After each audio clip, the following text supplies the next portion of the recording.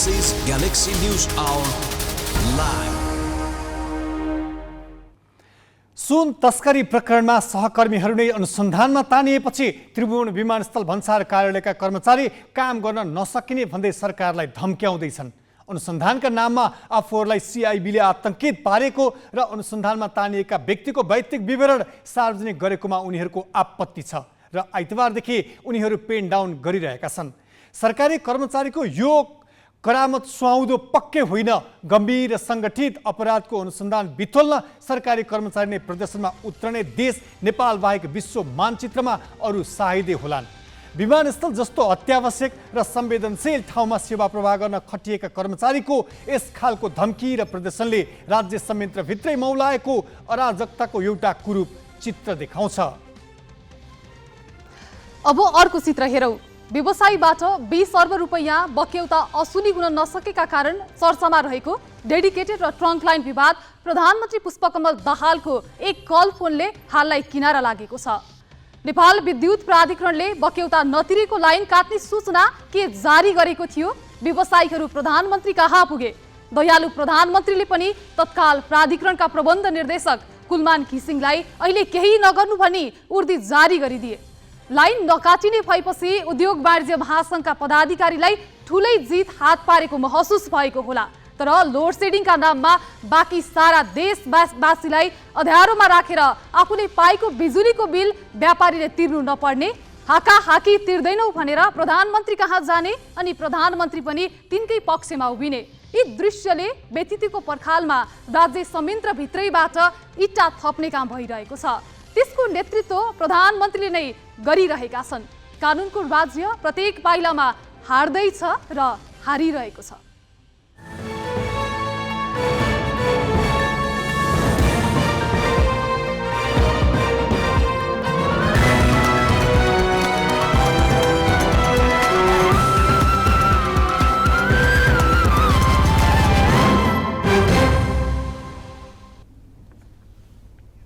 नमस्कार, यो हो गैलेक्सी न्यूज आवर। अब हेडलाइन्स।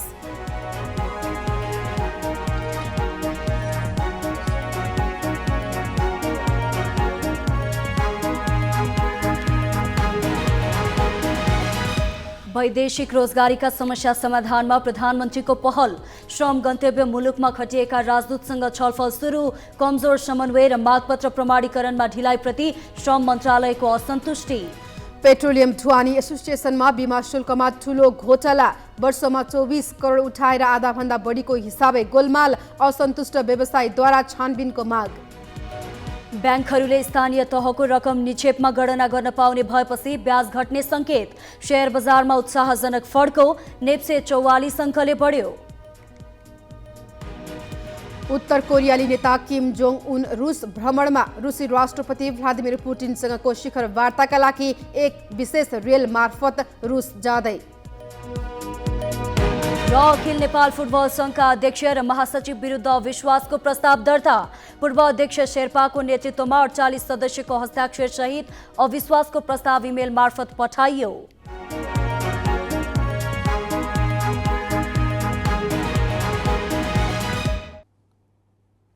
नेपाल प्रहरीको केन्द्रीय अनुसन्धान ब्युरो सिआइबीले सुन तस्करी प्रकरणको अनुसन्धानका क्रममा त्रिभुवन विमानस्थल भन्सार कार्यालयका कर्मचारीलाई पनि सोधपुछ गरिरहेको छ। 4 जनालाई नियन्त्रणमा लिएर अनुसन्धान भइरहेको छ। अनुसन्धानका नाममा आफूहरूलाई अनावश्यक दुःख दिएको भन्दै उनीहरू विरोधमा उत्रिएका छन्। आइतबार 3 घण्टा पेन डाउन गरेर उनीहरूले सोमबार कार्यालय समय खुल्ने बित्तिकै काम रोक्न खोजे। भन्सार विभागका महानिर्देशकले काम नरोक्न भनेपछि उनीहरू काममा फर्किए पनि विरोधका कार्यक्रम फिर्ता लिएका छैनन्। विमानस्थल जस्तो संवेदनशील स्थानको सेवा नै अवरुद्ध पार्ने र गम्भीर अपराधको अनुसन्धान नै बिथोल्ने प्रकृतिका यी क्रियाकलापले हाम्रो राज्य संयन्त्रभित्रै कुन हदसम्मको अराजकता मौलाएको छ भन्ने छर्लङ्ग पारेको छ।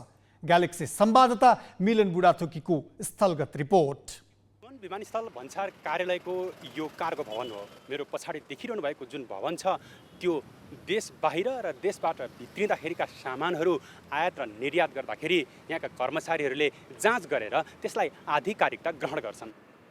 कर्मचारीहरूले गत भदौ 12 गते जुन आन्दोलनको घोषणा गरे त्यस पश्चात त्रिभुवन विमानस्थल भन्सार कार्यालयका कर्मचारीहरूले यहाँ काम गर्ने वातावरण नभएको भन्दै प्रहरीले अनुसन्धानका क्रममा मनोवैज्ञानिक त्रास उत्पन्न गरिरहेको भन्ने बहानामा आन्दोलनका कार्यक्रम घोषणा गरेका छन्। त्यसैलाई निरन्तरता दिनका लागि हिजो अर्थात् आइतबारको दिन पेन डाउन गरेका यहाँका कर्मचारीहरूले सोमबार र मङ्गलबारदेखि सेवा प्रवाह अर्थात् यात्रु जाँचपास र कार्गो सेवाको आयात र निर्यातको जाँच प्रक्रियालाई नै प्रभावित गर्ने गरीका सार्वजनिक कार्यक्रमहरू घोषणा गरेपछि भने त्रिभुवन विमानस्थल भन्सार कार्यालयका कर्मचारीहरूले गरेको यो कार्यलाई सार्वजनिक रूपमा निकै नै आलोचित बन्न पुग्यो भने धेरैले यसको निन्दा पनि गरे।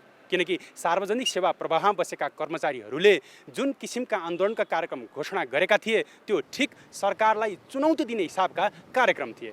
यसलाई एउटा सरकार विरोधी पार्टीका कार्यकर्ताले गरे सरहका कार्यक्रम ठानेर धेरैले सार्वजनिक वृत्तमा यसको आलोचना पनि गरे। हामी यसै विषयमा समाचार सम्प्रेषण गर्नका लागि त्रिभुवन विमानस्थल भन्सार कार्यालयमा विभिन्न सञ्चार संस्थाका प्रतिनिधिहरू सञ्चारकर्मीहरू भन्सार कार्यालयमा आयौँ र यसको रिपोर्टिङ गर्दाखेरि यहाँका भन्सार कार्यालयका कर्मचारीहरूले र त्यसै गरी सुरक्षामा खटिएका कर्मचारीहरूले हामीलाई यो भन्सार कार्यालयको प्रशासनिक भवनभित्र प्रवेश गर्नका लागि दिउँसो 3 बजेसम्म सञ्चारकर्मी लगायत कसैलाई पनि भित्र प्रवेश गर्नलाई निषेध गरिएको भनेर हामीलाई जानकारी दिए। यही बाहिरबाट धेरै सञ्चारकर्मीहरू फर्किए। यो त्यही भन्सार कार्यालय हो जहाँबाट पछिल्लो समय नेपाल प्रहरीको केन्द्रीय अनुसन्धान ब्युरो CIB ले 60 किलो सुन प्रकरण यही भन्सारबाट नै नेपालमा प्रवेश गरेको भन्दै अनुसन्धान गर्नका लागि यही कार्यालयमा खटिएका केही कर्मचारीहरूलाई अहिले नियन्त्रणमा लिएर कारबाही प्रक्रिया अघि बढाइरहेको छ, अनुसन्धान गरिरहेको छ भने केही कर्मचारीहरूलाई अझै सोधपुछ गरिरहेको छ। एउटा अनुसन्धानको चरणमा रहेको एउटा कानुन विरोधी गतिविधिको विषयलाई नै प्रभावित गर्ने गरी कर्मचारीले जुन हिसाबका आन्दोलनका कार्यक्रमहरू सार्वजनिक रूपमा घोषणा गरे यो निकै नै सरकारलाई चुनौती दिएको विषय हो भने यो लज्जाको विषय पनि हो। अर्थ मन्त्रालय त्यसै गरी भन्सार विभागका जिम्मेवार पदाधिकारीहरू छन् यो विषयमा कुनै पनि प्रतिक्रिया दिन मान्दैनन्। आफ्नो मातहतमा रहेका कर्मचारीहरूले सार्वजनिक सेवा प्रवाहलाई अवरुद्ध पार्ने गरी जुन सार्वजनिक आन्दोलनका कार्यक्रमहरू घोषणा गरेका छन् त्यो विषयमा भने जवाबदेही दिन आवश्यक ठानेनन्। अन्ततः विमानस्थल भन्सार कार्यालयभित्र भएको यति संवेदनशील ठाउँमा भएका सार्वजनिक सेवा प्रवाह अवरुद्ध पार्ने जस्ता पूर्व घोषित सार्वजनिक कार्यक्रमहरूको बारेमा भने सरकारका कुनै पनि निकायहरू जवाबदेही बनिरहेका छैनन्। क्यामेरामा सञ्जय घिमिरेका साथमा मिलन बुढाथोकी, ग्यालेक्सी फोके, काठमाडौँ। राज्य संरक्षित अराजकताको अर्को नमुना हेरौँ। मुलुकमा लोडसेडिङ भइरहेका बेला सारा देश अँध्यारोमा राखेर नेपाल विद्युत प्राधिकरणले केही उद्योगी व्यवसायीलाई डेडिकेटेड तथा ट्रङ्क लाइनका नाममा नियमित बिजुली उपलब्ध गराउँथ्यो। तर ती व्यवसायीले त्यसको बिल भने अहिलेसम्म तिरेका छैनन्। प्राधिकरणले ताकेता गर्दा उनीहरू बिल तिर्नुको साटो प्रधानमन्त्री कहाँ पुग्छन् र बक्यौता तिर्ने दायित्वबाट उम्किन्छन्। अरू सामान्य ग्राहकलाई बिल दिएको 35 दिनभित्र रकम चुक्ता नगरे हर्जना जोड्ने तर व्यवसायी भएकै आधारमा अनिश्चितकालसम्म छुट पाइरहने प्रवृत्तिको संरक्षण प्रधानमन्त्री पुष्पकमल दाहालले गरेका छन्। प्रधानमन्त्री पुष्पकमल दाहालले समस्याको निर्क्यौल नभएसम्मका लागि लाइन नकाट्न विद्युत प्राधिकरणका प्रबन्ध निर्देशक कुलमान घिसिङलाई निर्देशन दिएपछि तत्कालका लागि व्यवसायीले पैसा तिर्नु नपर्ने भएको हो। नेपाल विद्युत प्राधिकरणले बक्यौता नतिर्नेको लाइन काटिदिने चेतावनी दिएपछि नेपाल उद्योग वाणिज्य महासङ्घका अध्यक्ष चन्द्रप्रसाद ढकालको नेतृत्वमा व्यवसायको टोली प्रधानमन्त्री निवास बालुवाटार पुगेको थियो। उनीहरूसँगको भेटपछि प्रधानमन्त्री दाहालले प्राधिकरणका प्रबन्ध निर्देशक घिसिङलाई टेलिफोन सम्पर्क गरी बिल नतिर्ने व्यवसायीलाई तत्काल केही नगर्न निर्देशन दिएका हुन्। प्रधानमन्त्री दाहालले डेडिकेटेड फिडर र ट्रङ्क लाइनको महसुलका सम्बन्धमा देखिएको विवाद समाधान गर्न अध्ययन भइरहेको र यसबारे निर्क्यौल नभएसम्म उद्योगहरूको विद्युत आपूर्ति बन्द नगर्न भनेका हुन्। झण्डै 8 वर्षदेखि डेडिकेटेड र ट्रङ्क लाइनको 20 अर्ब रुपैयाँ बक्यौता असुलीको विषय विवादित बनिरहेको छ। गत साता प्राधिकरणले एक सूचना निकाल्दै औद्योगिक, व्यापारिक र गैर व्यापारिक वर्गका 67 ग्राहकले महसुल नबुझाएर विद्युत लाइन काटिदिने चेतावनी दिएको थियो। प्राधिकरणका अनुसार 2072 सालदेखि यस्तो रकम उठ्न बाँकी छ। 2072 साउनदेखि पुससम्मको 97 करोड 43 लाख, 2072 माघदेखि 2075 वैशाखसम्म 6,41,00,000 लोड सेडिङ अन्त्यको घोषणापछि 2075 जेठदेखि 2077 जेठसम्म 8,44,96,00,000 गरी 15,42,80,00,000 रुपैयाँ बक्यौता उठ्न बाँकी छ। यसमा मासिक 25% जरिवाना समेत जोड्दा 20 अर्ब रुपैयाँ भन्दा बढी हुन जान्छ।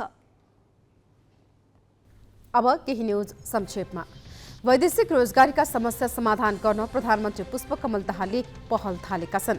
प्रधानमन्त्री दाहालले श्रम गन्तव्यलाई सुरक्षित बनाउन र मानव तस्करीलाई रोक्ने पहल स्वरूप नेपालीका प्रमुख गन्तव्य श्रम गन्तव्य देशमा कार्यरत राजदूत र नियोग प्रमुखलाई काठमाडौँ बोलाएर अन्तर्क्रिया थालेका हुन्। आज श्रम मन्त्रालयका सचिव केशव प्रसाद भण्डारीले वैदेशिक रोजगारीका समस्या र त्यसमा कूटनीतिक संयन्त्रको भूमिकाबारे प्रस्तुति दिएका थिए। त्यस क्रममा उनले परराष्ट्र मन्त्रालय मार्फत हुने कमजोर समन्वय र दूतावासबाट मागपत्र प्रमाणीकरणमा देखिएको ढिलाइमा प्रश्न उठाएका थिए। पुनः श्रम स्वीकृति र व्यक्तिगत श्रम स्वीकृतिलाई श्रमिक मैत्री बनाउनु पर्ने, समस्यामा परेका श्रमिकको राहत उद्धारमा दूतावासहरूले सक्रियता बढाउनु पर्ने उनको भनाइ थियो। श्रमिकको मुद्दामा कानुनी प्रतिरक्षामा पनि सरकारको भूमिका कमजोर देखिएको उनले औल्याएका थिए। यस बैठकबाट सुरक्षित श्रम गन्तव्यको लागि आवश्यक कानुनी र संरचनात्मक सुधारको बाटो पहिल्याउने उद्देश्य राखिएको छ। बैठक भोलि पनि चल्नेछ। अख्तियार दुरुपयोग अनुसन्धान आयोगले धरान स्थित बीपी कोइराला स्वास्थ्य विज्ञान प्रतिष्ठानका अधिकृत तेज नारायण शाह विरुद्ध भ्रष्टाचार मुद्दा दायर गरेको छ। अख्तियारको विशेष अदालत काठमाडौँमा दायर गरेको अभियोग पत्र अनुसार इलेक्ट्रिक इन्जिनियरिङ विभागमा कार्यरत अधिकृत शाहले 33,20,226 रुपैयाँ उठाई हिनामिना गरेको पाइएको छ। प्रतिष्ठानको हाताभित्र भाडामा पसल सञ्चालन गरिरहेका व्यवसायीहरूसँग अधिकार नै नभएको विभागका उनले बिजुलीको महसुल सङ्कलन गरी हिनामिना गरेको अख्तियारले जनाएको छ। उनले विद्युत महसुल सम्बन्धी सर्भरको दुरुपयोग गरी गलत बिल भौचर जारी गरी सार्वजनिक सम्पत्ति हिनामिना गरेको अभियोग पत्रमा उल्लेख गरिएको छ।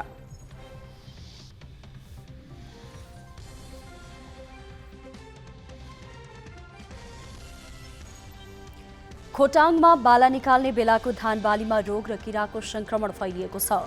रामाबेशी, दिप्रुङ, ट्विचुम्मा, साकेला र खोटेहाङ गाउँपालिका र दिक्तेल, रूपाकोट, मजुवागढी नगरपालिकाका विभिन्न स्थानमा लगाइएको धान बालीमा रोग तथा किराको संक्रमण फैलिएको हो। घावा सरेर पोटाउने अवस्थामा पुग्न लागेका धान बालीमा गवारो किरा तथा राइस ब्लास्ट 3, सेथ ब्लाइट 2 र ब्याक्टेरियल फुट रट रोगको संक्रमण देखा परेको कृषि ज्ञान केन्द्र खोटाङले जनाएको छ। खोटाङका 10 स्थानीय तहमध्ये रावाबेशी गाउँपालिकामा लगाइएको धान बालीमा सबैभन्दा बढी रोग तथा किराको प्रकोप देखिएको कृषि ज्ञान केन्द्रको तथ्याङ्क छ। धान बालीमा रोग तथा किराको संक्रमण बढ्दै गएपछि नियन्त्रणका लागि नगरपालिकाले किसानलाई कार्टाप हाइड्रोक्लोराइड, कार्बेन्डाजिम र एक्जाकोनाजोल नामक विषादी वितरण सुरु गरेको छ।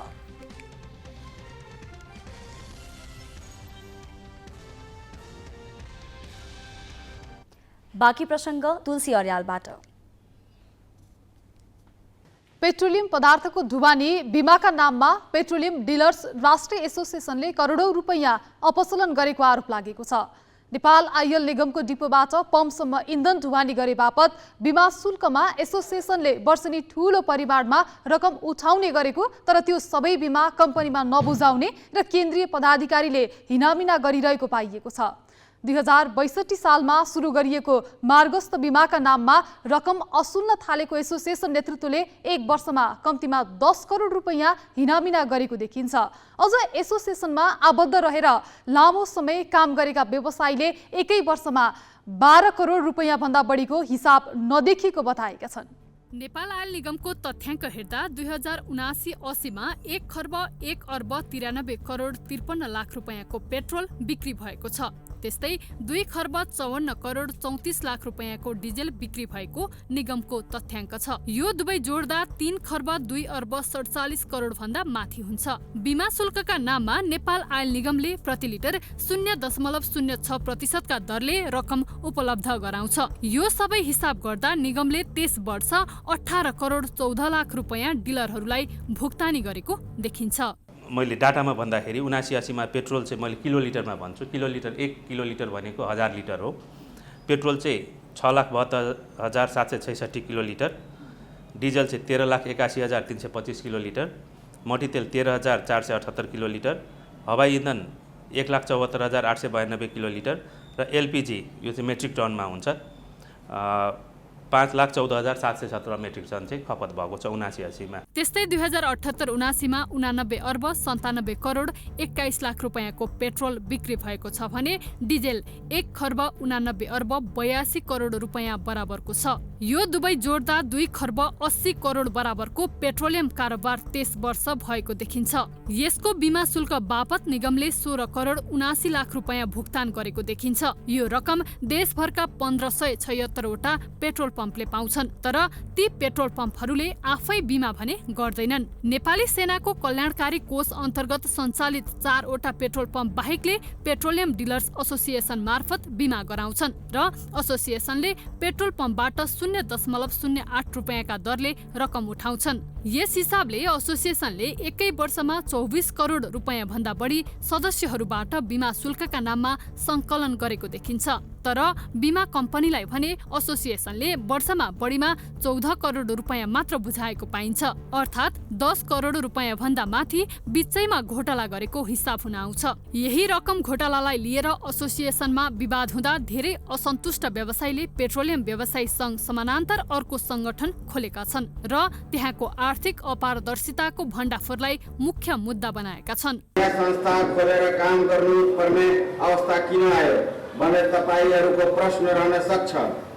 देशको विद्यमान ऐन कानुनको अधीनमा रही पेट्रोलियम पदार्थका कारोबार गर्दा व्यवसायीहरूले नियमनकारी निकायहरूबाट लिनुपर्ने जाँच पास, वार्षिक नवीकरण तथा ट्रक ट्याङ्करहरूको नापतोल लगायत काममा संस्थाले सदस्यहरूको हितमा काम गर्नुपर्ने थियो, तर त्यो काम हुन सकेन। 2062 फागुन 1 देखि एसोसिएसनले बीमा शुल्क असुल्दै आएको भए पनि आफ्नो आय र व्ययको विवरण सार्वजनिक गरेको छैन। यसको यथार्थ हिसाबबारे जानकारी माग गर्दा डिलर्स एसोसिएसनका अध्यक्ष लीलेन्द्र प्रधान र महासचिव विश्वप्रसाद अर्यालले दिन चाहेनन्। उनीहरूले निगम र बीमा कम्पनीमा सबै हिसाब हुने भएकाले आफूहरू दिन नसक्ने ग्यालेक्सी फोकेसँग टेलिफोनमा बताए। तपाईले कहाँ हिसाब हेर्नु त्यो मैले भन्छु त भने बिमा कम्पनी र मेरो हिसाब, संस्थाको हिसाब, एजेन्टको र उसको हिसाब उसैले हिसाब हेरेर आइरहेको छ। असन्तुष्ट व्यवसायीहरू भने ठूलै रकम घोटाला भएकाले राज्यका निकायहरूले गम्भीरतापूर्वक अनुसन्धान गर्नुपर्ने माग गरिरहेका छन्। अझ व्यवसायीबाट रकम असुलेर त्यसको आधिकारिक रसिद वा भ्याट बिल पनि नदिएर ठूलो रकम हिनामिना र कर छली समेत गरेको देखिन्छ। एउटा एसोसिएसनको पुरानो एसोसिएसनको नाउँमा रसिदमा यसको पैसा असुल गर्ने र यो पैसा व्यवसायीका पैसाहरू व्यवसायहरूलाई भ्याट बिल उपलब्ध नगराउने र त्यो खर्च हामीले करमा देखाउँदाखेरि करले त्यो खर्चको एक्सेप्ट नगर्ने, त्यो खर्च चाहिँ वार्षिक रूपमा चाहिँ ठुलो भोलममा आउँछ त्यो चिटकट्टोमा काटेको खर्चहरू र व्यवसायीले त्यो भ्याट बिल पाउने हो भने त्यो भ्याटबाट चाहिँ केही रकम, केही हजार केही लाख रकम चाहिँ व्यवसाय आफैले त्यसको रिफन्ड पाउँछ। र यो कुरालाई एक नम्बर यो कुरालाई गुमराममा राख्यो। र अर्को कुरा, अर्को एसोसिएसन खोल्नुको पछाडि अर्को कुरा के हो भन्दाखेरि उहाँहरूले अहिले भइरहेको वर्तमान कार्य समितिले यो संस्थालाई विगत 15 वर्षदेखि निरन्तर अध्यक्ष उहाँ एकजना हुनुपर्ने, महासचिव उहाँ नै हुनुपर्ने। मुलुकमा सशस्त्र द्वन्द्व र हिंसात्मक गतिविधि बढेका बेला पेट्रोलियम ढुवानी बढी असुरक्षित हुँदा निगमको डिपोदेखि पेट्रोल पम्पसम्मको ढुवानीको बीमा गर्न थालिएको थियो। एकै वर्षमा 10 करोड रुपैयाँको गोलमाल भएको संस्थामा 18 वर्षसम्म कति रकम हिनामिना भयो होला भनेर अनुमानसम्म गर्न सकिन्छ। व्यवसायीहरूका अनुसार वर्षमा 12 करोडसम्मको हिसाब नभेटिएपछि एसोसिएसनमा विवाद सुरु भएको हो। अहिलेसम्म शिवप्रसाद घिमिरे, सरोज पाण्डे र लीलेन्द्र प्रदान गरी 3 जनाले यसको नेतृत्व गरेका छन्। यी सबैमाथि छानबिन गर्ने हो भने घोटालाको ठूलै अङ्क बाहिरिनेछ। Business bureau, galaxy Phoke, Kathmandu. अब केही न्युज संक्षेपमा। नेपालगञ्ज विमानस्थलबाट प्रहरीले 26 लाख नगदसहित नेपाल सरकारका 1 जना कर्मचारीलाई नियन्त्रणमा लिएको छ। पक्राउ पर्नेमा आन्तरिक राजस्व कार्यालय तुलसीपुर दाङमा कार्यरत अधिकृत खगेन्द्र सापकोटा रहेका छन्। विमानस्थलमा सुरक्षा जाँचका क्रममा सापकोटाको झोलामा ठूलो मात्रामा नगद फेला परेपछि नियन्त्रणमा लिएको जिल्ला प्रहरी कार्यालय बाँकीका प्रवक्ता डीएसपी नारायण डागीले जानकारी दिएका छन्। नेपालगञ्ज विमानस्थलको सुरक्षार्थ खटिएको प्रहरीको टोलीले सापकोटालाई आज बिहान नियन्त्रणमा लिएको हो। सापकोटा बिहान पौने 9 बजेको श्री एयरलाइन्सको उडानमा नेपालगञ्जबाट काठमाडौँ आउँदै थिए। प्रहरीले उक्त रकम वैधानिक स्रोतबाट प्राप्त भएको हो कि होइन र कुन प्रयोजनका लागि बोकिएको हो भनेर अनुसन्धान गरिने बताएको छ। उत्तर कोरियाली नेता किम जोङ उन रुसतर्फ प्रस्थान गरेका छन्। नेता किम रुसी राष्ट्रपति भ्लादिमिर पुटिनसँगको शिखर वार्ताका लागि एक विशेष रेलमा रुसको भ्लादिवोस्तोकतर्फ लागेको अन्तर्राष्ट्रिय सञ्चार माध्यमले जनाएका छन्। किमले विदेश भ्रमणका लागि प्रयोग गरेको सशस्त्र रेल पोङयाङबाट प्रस्थान गरेको देखिएको दक्षिण कोरियाका सरकारी अधिकृतलाई उद्धृत गर्दै अन्तर्राष्ट्रिय सञ्चार माध्यमले जनाएका छन्। पोङयाङले भने नेता किमको यस भ्रमणका बारेमा अहिलेसम्म केही जानकारी सार्वजनिक गरेको छैन। बैठक स्थानीय समयअनुसार मंगलबार बिहान बस्ने बताइएको छ। रुसी समाचार एजेन्सी इन्टरफ्याक्सले पनि किमले आगामी दिनमा भ्रमण गर्ने अपेक्षा गरेको बताएको थियो। यो उत्तर कोरियाली नेताको 4 वर्षभन्दा बढीमा र महामारीपछि पहिलो अन्तर्राष्ट्रिय यात्रा हुनेछ। दुई नेताहरूले उत्तर कोरियाले युक्रेनमा आफ्नो युद्धलाई समर्थन गर्न मस्कोलाई हतियार उपलब्ध गराउने सम्भावना बारे पनि छलफल गर्ने अपेक्षा गरिएको बताइएको छ। अमेरिकी अधिकारीहरूले रुसी राष्ट्रपति पुटिनले उत्तर कोरियासँग हतियार किन खोजिरहेको दावी गर्दै आइरहेको छ। उत्तर कोरियाले रुसलाई हतियार आपूर्ति गरेमा उसले त्यसको मूल्य चुकाउनु पर्ने अमेरिकी अधिकारीले चेतावनी समेत दिएका छन्। युक्रेन युद्धका कारण पछिल्लो समय अन्तर्राष्ट्रिय दबावमा परेका पुटिनले हाल उत्तर कोरियासँग मिसाइल लगायतका हतियार खोजिरहेको भन्दै अन्तर्राष्ट्रिय सञ्चार माध्यमले जनाएका छन्। अमेरिका, दक्षिण कोरिया र जापान बीच सुरक्षा सहकार्य भइरहेका बेला उत्तर कोरियाले पनि मस्कोसँग सैन्य सहकार्यको प्रयास गर्दै आएको छ। अमेरिकी राष्ट्रपति जो बाइडेनले अमेरिकाले चीनको अन्तर्राष्ट्रिय प्रभाव कटौतीको प्रयास नगरेको जिकिर गरेका छन्। G20 को शिखर सम्मेलनमा सहभागी भएर दिल्लीबाट हनोई पुगेका बाइडेनले भियतनामसँगको बृहत रणनीतिक साझेदारी पत्रमा हस्ताक्षर गरेका छन्। त्यहाँ उनले अमेरिकाले चीनलाई घेर्न वा एक्ल्याउन नखोजेको बरु अन्तर्राष्ट्रिय कानून अनुरूप स्थायित्व कायम गर्न खोजिरहेको दावी गरे। दिल्लीमा रहँदा आफूले चिनिया प्रधानमन्त्री ली चियाङसँग उच्च स्तरीय वार्ता गरेको जानकारी दिँदै बाइडेनले आर्थिक सङ्कटबाट गुज्रिरहेका कारण चीनले ताइवानमाथि आक्रमण गर्ने सम्भावना न्यून रहेको जनाएका छन्। बृहत रणनीतिक साझेदारीमा हस्ताक्षर गर्न राष्ट्रपति बाइडेन आइतबारे नयाँ दिल्लीबाट सोझै भियतनामको राजधानी हनोई पुगेका थिए। भियतनाम र अमेरिका बीच भएको यो सम्झौताले कुनै समय एक अर्काको शत्रु रहेका यी दुई देश बीचको सम्बन्धमा सुधार रहेको अन्तर्राष्ट्रिय सञ्चार माध्यमले टिप्पणी गरेका छन्। एसियामा चीनको प्रभाव कम गर्न महत्त्वपूर्ण मानिएको भियतनामसँगको सम्बन्ध थप सुमधुर बनाउन अमेरिकाले 2 वर्षदेखि यस्तो सम्झौता गर्ने प्रयास गरिरहेको थियो। बेजिङले भने यसलाई शीत युद्धकालीन मानसिकताको थप प्रमाण भएको जनाएको छ। अमेरिकाले भियतनामलाई बहुराष्ट्रिय कम्पनीहरूका लागि चीनको वैकल्पिक उत्पादन केन्द्रका रूपमा विकसित गर्न चाहेको देखिन्छ।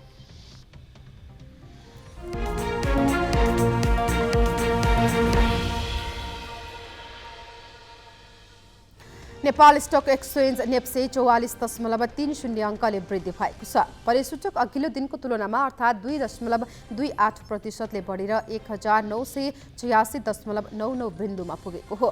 मौद्रिक नीतिपछिको यो सबैभन्दा ठूलो वृद्धि हो। सरकारले ब्याङ्कहरूलाई स्थानीय तहको पैसा निक्षेपमा गणना गर्ने सुविधा दिएपछि ब्याज घट्ने आशमा लगानीकर्ता उत्साहित भएको विश्लेषकहरूले बताएका छन्। नेप्से परिसूचकसँगै कारोबार रकम पनि बढेको छ। आज 1 अर्ब 51 करोड भन्दा बढीको कारोबार भएको छ। हिजो 1 अर्ब 7 करोडको कारोबार भएको थियो। कारोबारमा आएका 13वटै समूहगत परिसूचक सबै बढेका छन्। कर्णाली प्रदेशको मुगु जिल्ला विद्युतको राष्ट्रिय प्रणालीमा ग्रिड जोडिएको छ। नेपाल विद्युत प्राधिकरणले कालीकोटबाट जुम्ला जाने 33 केबी प्रसारण लाइनलाई नागमा भन्ने ठाउँमा ट्यापिङ गरी करिब 85 किलोमिटर लाइन निर्माण गरी मुगुको सदरमुकाम गमगढीसम्म विद्युत पुर्याएको हो। प्राधिकरणले आइतबारबाट गमगाड लगायतका क्षेत्रमा राष्ट्रिय प्रसारण लाइनबाट विद्युत आपूर्ति दिन सुरु गरेको छ। प्राधिकरणले 400 किलोवाट जडित क्षमताको गमगढी साना जलविद्युत आयोजनाबाट विद्युत उत्पादन गरी मुगु सदरमुकाम गमगाड र आसपासका क्षेत्रमा विद्युत आपूर्ति गर्दै आएको थियो। मुगुमा राष्ट्रिय प्रसारण लाइन पुगेसँगै 77 वटा जिल्लामध्ये 76 जिल्लामा राष्ट्रिय ग्रिडको विद्युत पुगेको छ। अब कर्णाली प्रदेशको हुम्ला जिल्लाबाट राष्ट्रिय प्रसारण लाइनमा जोडिन बाँकी छ। हुम्लामा राष्ट्रिय प्रसारण लाइनमा पुर्याउन ठेक्का सम्झौता सम्पन्न भई सर्वे भइरहेको छ। अहिले मुगुमा प्राधिकरणका 3500 घरधुरी ग्राहक छन्।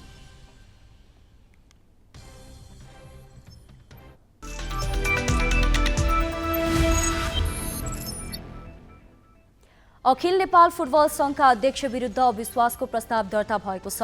संस्थापन इतरका बहुमत सदस्यहरूले इन्फा अध्यक्ष पंकज नेमवाङ र महासचिव किरण राई विरुद्ध अविश्वासको प्रस्ताव वरिष्ठ उपाध्यक्ष वीरबहादुर खड्कालाई बुझाए।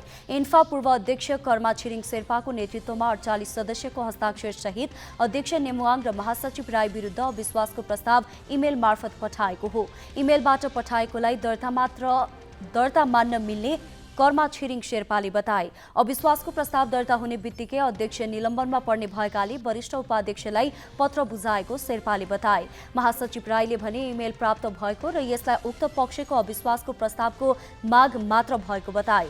इन्फाले विशेष साधारण सभा अनलाइन मार्फत गर्ने निर्णय गरेपछि डिभिजन क्लबहरूले भौतिक उपस्थितिमै साधारण सभा गर्नुपर्ने माग राखेका थिए। इन्फाले हिजो अनलाइन मार्फत साधारण सभा गर्न खोजे पनि बहुमत सदस्य उपस्थित नभएपछि आजको लागि स्थगित भएको हो। आज पनि संस्थापन इतरका बहुमत सदस्यले अध्यक्ष र महासचिवलाई नै अविश्वासको प्रस्ताव बुझाएपछि साधारण सभा हुन सकेन। नेपाली राष्ट्रिय फुटबल टोली दोस्रो अन्तर्राष्ट्रिय मैत्रीपूर्ण खेलमा म्यानमारसँग 1-0 गोल अन्तरले पराजित भएको छ। म्यानमारको याङ्गुन स्थित थुनुवा रङ्गशालामा नेपाल खेलको पहिलो हाफमा नेपालले पाएको मौका सदुपयोग गर्न सकेन। अन्जन बिष्ट र आवाज लामिछानेले गोल गर्ने मौका गुमाए। गोल रहित बराबरीमा सकियो। 86औं मिनेटमा म्यानमारले काउन्टर अट्याकमा गोल गर्यो। विनले विङबाट आएको बललाई सहजै गोल गरे। यही गोल निर्णायक बन्यो र म्यानमारले नेपाललाई 1-0 ले हरायो। पहिलो मैत्रीपूर्ण खेल गोलरहित बराबरीमा सकिएको थियो। विराट कोहली र लोकेश राहुलको शानदार शतकमा भारतले एसिया कपको सुपर 4 मा पाकिस्तानलाई 357 रनको विशाल लक्ष्य दिएको छ। श्रीलङ्काको कोलम्बोमा भारतले निर्धारित 50 ओभरमा 2 विकेट गुमाउँदै 356 रन बनायो। हिजो वर्षाको कारण भारतले 24 ओभर 1 बलमा 2 विकेट गुमाउँदै 147 रन बनाएको थियो। यही स्कोरबाट आज खेल सुरु भयो, जहाँ विराट कोहली र लोकेश राहुलले शानदार दोहोरो शतकीय साझेदारी गरे। तेस्रो विकेटका लागि कोहली र राहुलले 194 बलमा 233 रनको कीर्तिमानी अभिजित साझेदारी गरे। एसिया कपमा यो अहिलेसम्मकै सर्वाधिक ठूलो साझेदारी हो। विराटले 94 बलमा 9 चौका र 3 छक्का सहित सर्वाधिक 122 रनको शानदार शतकीय इनिङ खेले। लोकेश राहुलले 106 बलमा 12 चौका र 2 छक्का सहित 111 रनमा नट आउट रहे।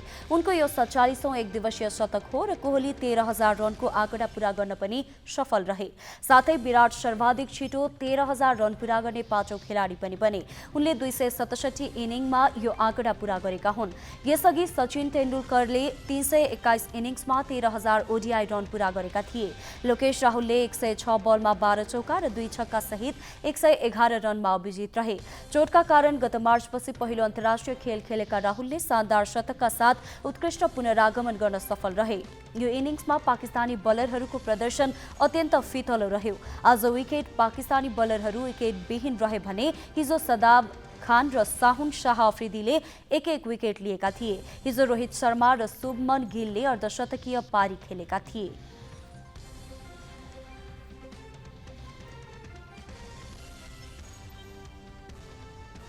बाँकी प्रसङ्ग नवराज पाण्डेबाट। अहिले नेपाली क्रिकेटले धेरैको ध्यान तानेको छ। कतिसम्म भने सधैँ राजनीतिक वाद प्रतिवादमा लाग्ने नेताहरू समेत आफू क्रिकेट प्रेमी रहेको प्रमाण देखाउन लागि परेको देखाउँछन्।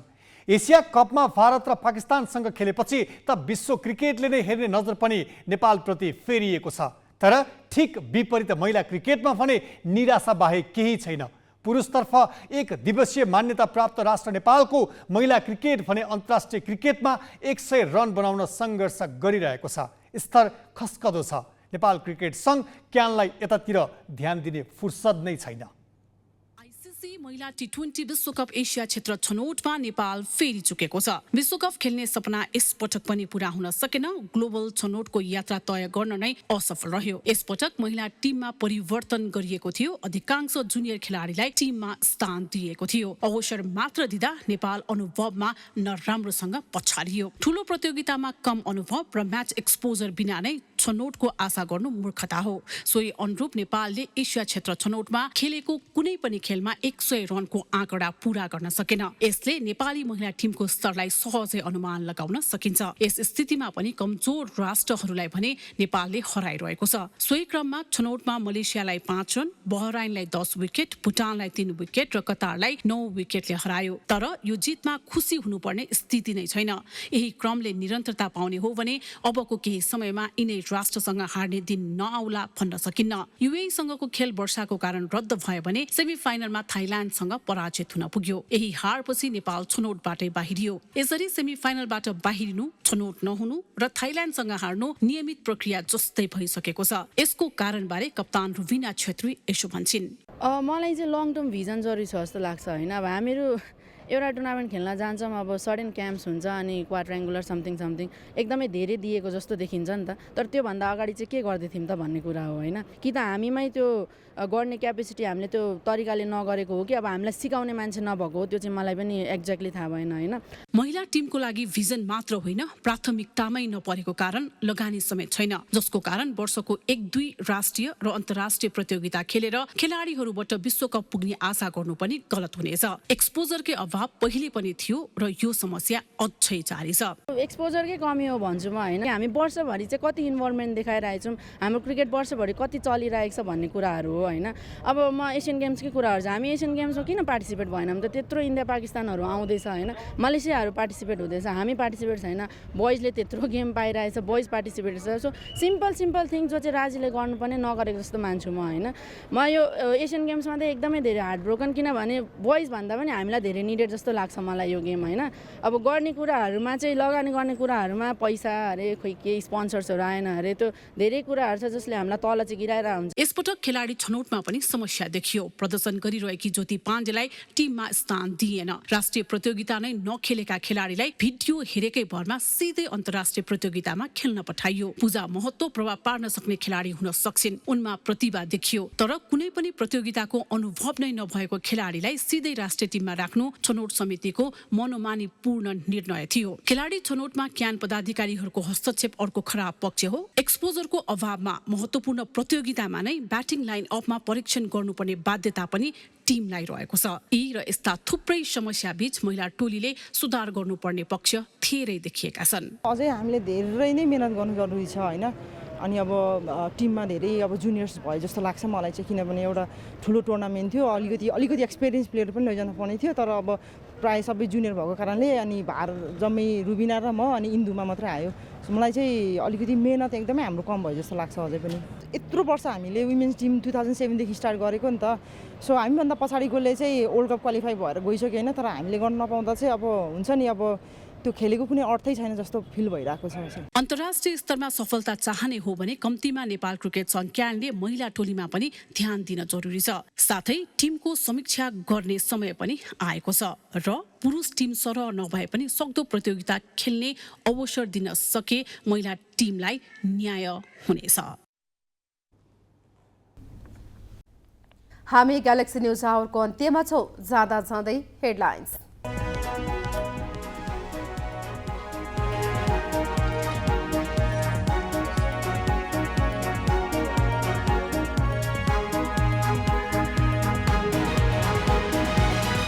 वैदेशिक रोजगारीका समस्या समाधानमा प्रधानमन्त्रीको पहल। श्रम गन्तव्य मुलुकमा खटिएका राजदूतसँग छलफल सुरु। कमजोर समन्वय र मागपत्र प्रमाणीकरणमा ढिलाइप्रति श्रम मन्त्रालयको असन्तुष्टि। पेट्रोलियम ढुवानी एसोसिएसनमा बिमा शुल्कमा ठूलो घोटाला। वर्षमा 24 करोड उठाएर आधाभन्दा बढीको हिसाबे गोलमाल। असन्तुष्ट व्यवसायीद्वारा छानबिनको माग। ब्याङ्कहरूले स्थानीय तहको रकम निक्षेपमा गणना गर्न पाउने भएपछि ब्याज घट्ने सङ्केत। शेयर बजारमा उत्साहजनक फड्को। नेप्से 44 अङ्कले बढ्यो। उत्तर कोरियाली नेता किम जोङ उन रुस भ्रमणमा। रुसी राष्ट्रपति भ्लादिमिर पुटिनसँगको शिखर वार्ताका लागि एक विशेष रेल मार्फत रुस प्रस्थान। र अखिल नेपाल फुटबल सङ्घका अध्यक्ष र महासचिव विरुद्ध अविश्वासको प्रस्ताव दर्ता। पूर्व अध्यक्ष शेर्पाको नेतृत्वमा 48 सदस्यको हस्ताक्षर सहित अविश्वासको प्रस्ताव इमेल मार्फत पठाइयो।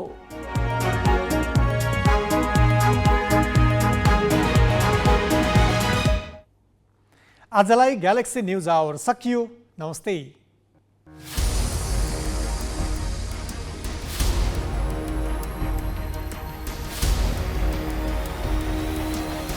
This is Galaxy News Hour Live.